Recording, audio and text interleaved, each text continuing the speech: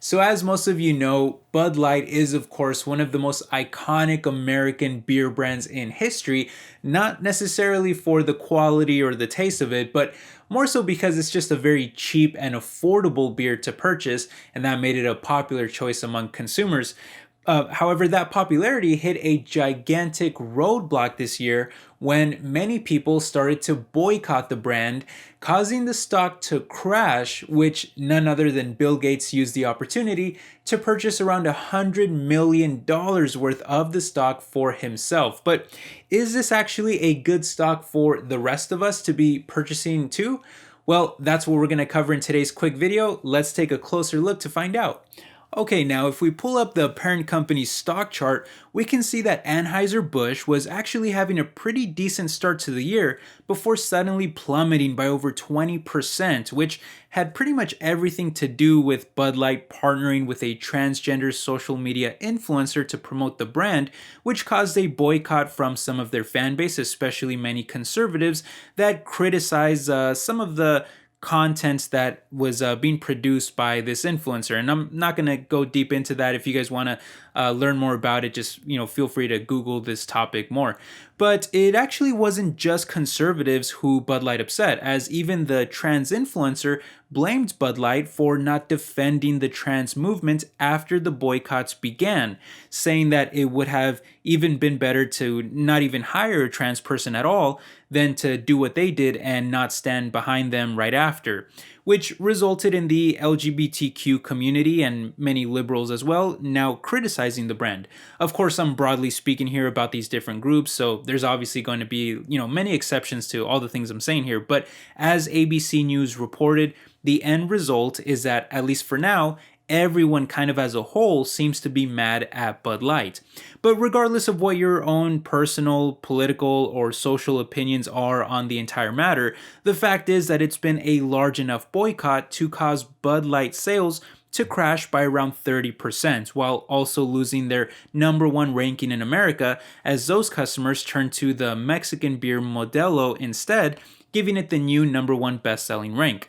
And it wasn't just Modelo who benefited, by the way, as other rivals like Coors Light, Miller Lite, and Yuengling Lager all posted a double-digit rise in sales as well.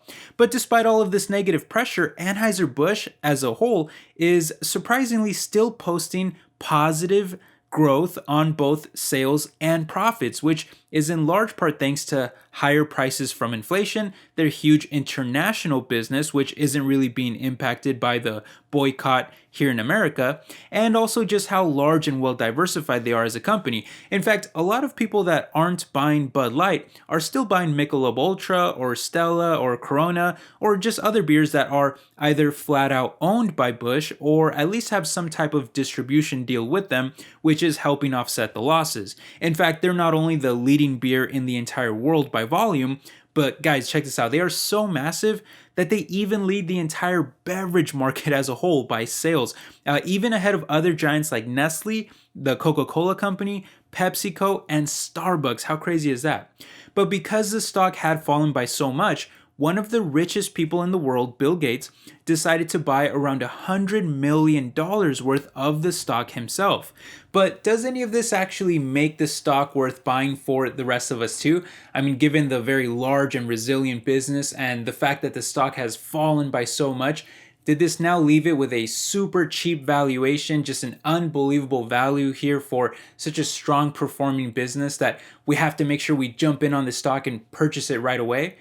Well, in my opinion, and this is not political or anything else, just from purely an investment standpoint alone, I actually think there's much better stocks out there in the market that have better valuations and also have more future potential too. And here's why.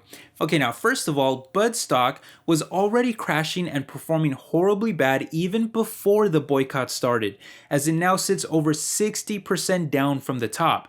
And there was good reason for it, as the company hasn't been able to grow much, if at all.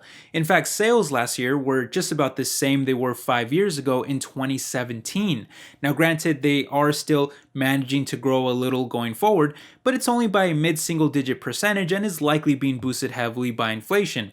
And even with the stock crashing by so much, you would think that it'd be left with an amazingly cheap valuation, but even that's not the case, as it actually trades more expensive than the sector on a forward P/E ratio basis. And the stock crash hasn't even raised their dividend by much either, given that they've been really cutting it for years, which only yields just around 1.5%, with almost a 30% negative 5-year growth rate. That's a pretty worthless dividend when you consider inflation. And all of that alone makes me want to invest in really other stocks instead, let alone the fact that beer is essentially a commodity at this point with countless brands everywhere you look. I mean, just walk into any Bevmo store and you'll find aisles of different domestic, import, and even local brewery brands that continue to pop up left and right.